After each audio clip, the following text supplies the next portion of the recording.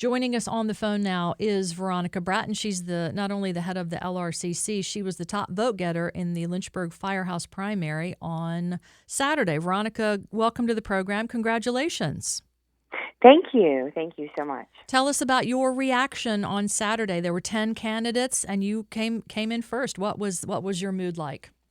Well, it was just kind of surreal. I mean, I'm very grateful and I'm humbled and just honored that so many people showed up and voted for me. It's just really an honor. So talk about what's next as far as, so it was you, the top vote getter. Just several votes behind was the incumbent Marty Mischens. And just your win and Marty's win, the analysts are calling this a shift toward a more conservative council majority. How do you plan to unite the party? Well, I mean, the party itself or the party on council? Which one is it? Well, let's talk about first things first. The primary itself was very divisive. You had a lot of people complaining about how it was run, complaining about access, complaining about being turned away. Talk about how, in your opinion and your perception of it, how did the primary go? Well, I did not feel it was divisive, not just because I was a top vote getter, because I was outside all day at the primary, working at, talking to people in line. And, I've heard some of the comments through the media about the complaints from some people about, the lines and things. But I think that regarding that, I think we've been a little spoiled by 45 days of early voting, and we've forgotten that. I mean, it used to be when we went to the polls on an election day, we would have lines. Now, this is a party-run process by a group of volunteers, not paid staff.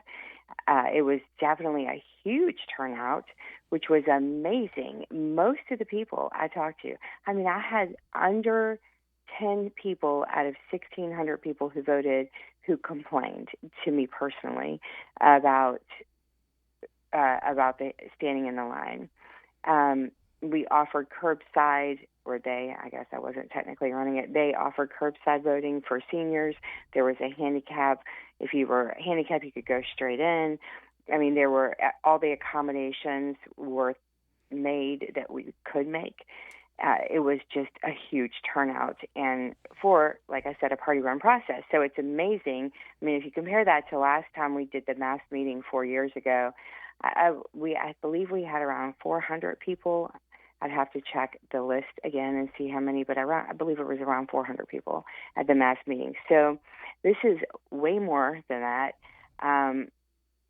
No one was turned away that I'm aware of. I don't know. I was not inside. I was not allowed to be inside as a candidate. I was not allowed to be in there all day except for when I voted. So I just trusted the experts who were running it. We had experts running it. We had not only, as you know, Doc Troxell, who is an electoral board member and a member of State Central, has been involved in local Republican politics for 30 years. He's definitely an expert on the party plan and in elections. We have a current electoral board member who served 3 terms on the electoral board. We had a registrar who was our registrar until February 27th of this year. And we had another lady who was an electoral board member and a judge. Mm-hmm. So we had experts, so there was no divisiveness. It was done fair. Right. It was a fair election. It might come down to those absentee ballots, though. You have Helmer's law that pretty much it forbids the firehouse primaries from it's the concerns over absentee ballots. And ABC 13 caught up with the man who wrote that law, Dan Helmer, the delegate, and he says that it's a civil rights issue. If you deny service members, people with disabilities, and others the ability to impact them in accordance with the law, you should expect there to be consequences. Is that a hint? We didn't. Is that a hint to you all, though, that he thinks the Attorney General is going to rule against you and take this to court? No, because we did. We accommodated those absentee ballots. We didn't deny anyone an absentee ballot who was in the military. We did not deny any protected voter class an absentee ballot at all. So, we had a registrar running that. He certainly knows how to comply with that law. of absentee ballots. So I'm fully confident that everything was done according to the letter of the law with Helmer's law. And so it's Veronica Bratton at the top. Marty Mishtins was second, and then Larry Taylor, the current mayor, who was on Team Lynchburg.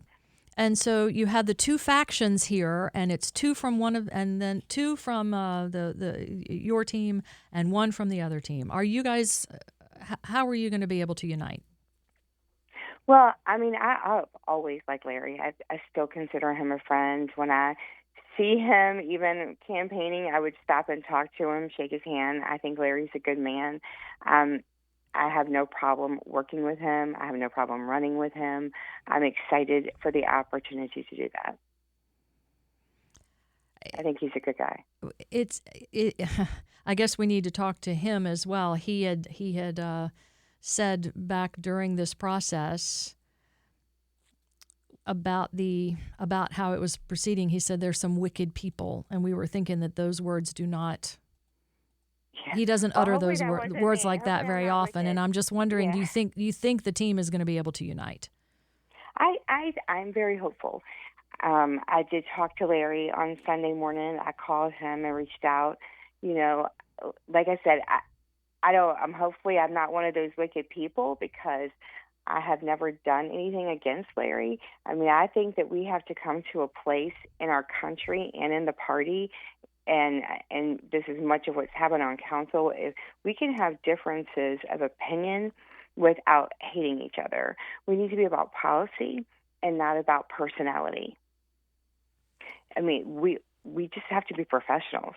I've spoken before. You know, one of the reasons why I believe that I was chosen and it was as the top vote getter is because I talk about how, I have a business background. There were people that I didn't always like when I was, I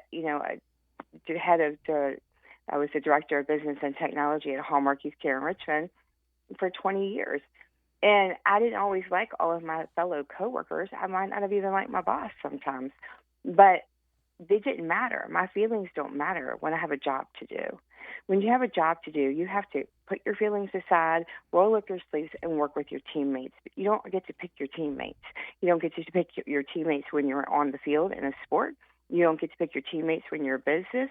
You don't get to pick your teammates when you're running for office. The voters do. And it's to disenfranchise the voters by not working with your teammates. And that's what we've seen playing out on council. We've seen a lot of people stifling speech, calling people names because they ask a question, and instead of just focusing on the business of the people. And this is what I heard at the doors. People are sick of that. We're not going to have that.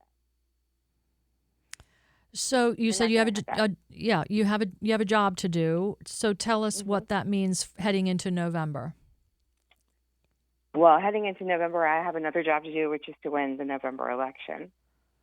And so I will be out continuing to knock doors like I did the last few weeks for the primary, continuing to talk to the voters. I already started knocking doors after the primary, and I want to hear from everybody. I want to know what their concerns are.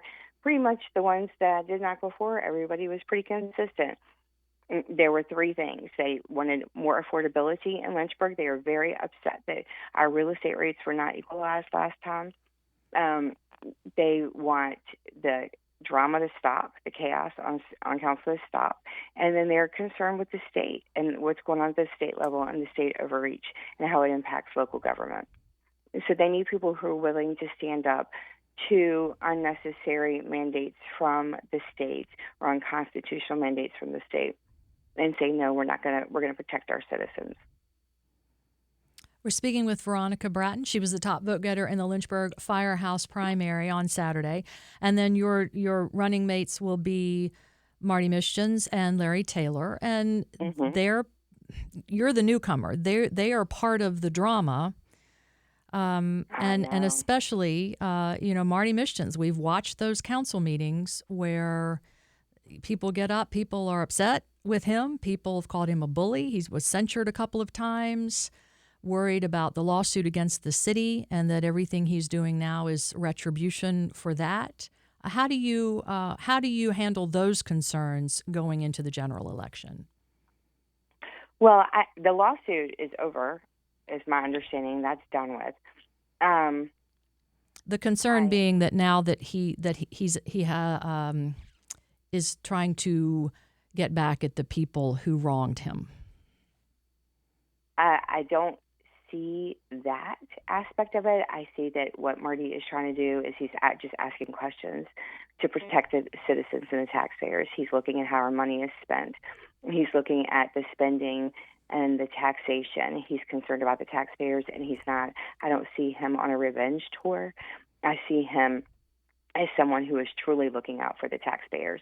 But people spend things the way they want to change the narrative when they don't want to cut the spending, when they want to protect the inflated budgets that have been coming out of City Hall and the excess spending like the pool, which, I've talked about so many times. The pool that could have been repaired for $500,000 and had another 20 years of life, but we approved $11 million for that. That's our money. We're in a time when we have high prices. We can't control the federal government. We can't control the state. But what we can do at a local level is we can impact local taxes. And we did not. We did not equalize. We were not able to get 4 votes to equalize our real estate rates last time in an economy where people are suffering. People should not be choosing between they're filling up their gas tank, buying food, or buying medicine. That's ridiculous. And we don't need an $11 million overhaul of a pool that could be fixed for $500,000. When we're taking that money and we're spending it all in one place like that, then we're not able to do other things. My understanding was then that we didn't do our part. I think there was something about the senior services, that match wasn't approved. Mm. And some of the things that I've seen coming out of the budget just haven't worked in the mental health care system for so long. And over the business office, I dealt with CSA funding the whole time, so I know how some of the state funding works. And there are federal matches. And what didn't make sense to me in watching the budget process was why the city manager would have chosen to cut funding that had a federal match to it rather than something that didn't, that was unnecessary. Why would we go for, I'm going to keep harping on that pool, an $11 million pool, and then we would go over here in the budget and we would cut funding that has a federal match, like that serves kids who are in at-risk youth, that you don't want those kids in your school right now. You want them in treatment so that once they can be helped, so that they can come out of there and be productive members of society and not a burden on our criminal system. And so as we speak, wrapping things up with Veronica Bratton, this will be a big topic as we head into the general election. You are confident that you can lower lower taxes for residents, and a big complaint then though has been the taxes are too high, and the services have dwindled, I guess. So you're confident that you can lower taxes and be better at providing core services. I am confident in that. I believe that we have excess spending, and I'm not accusing anyone of. As I've talked about before, we have the budgets. When you have budgets, they just grow and grow and grow, because once you give money one year, you don't take it back the next year. Then you just expect that department expects just an increase.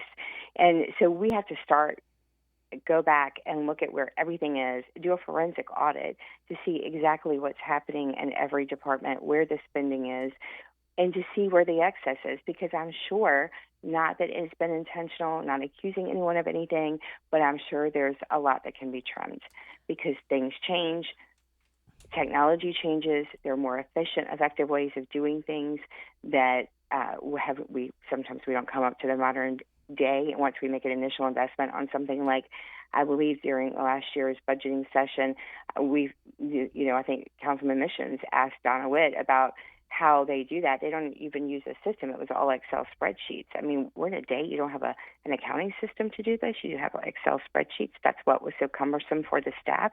Well, let's get them something to help them do their job more efficiently, and that saves them time, and it's not so burdensome, and it's more cost effective for everyone. Veronica Bratton, we got to run, but thank you, and we'll talk to you again very soon. Congratulations. Thank you, Mary. Yeah.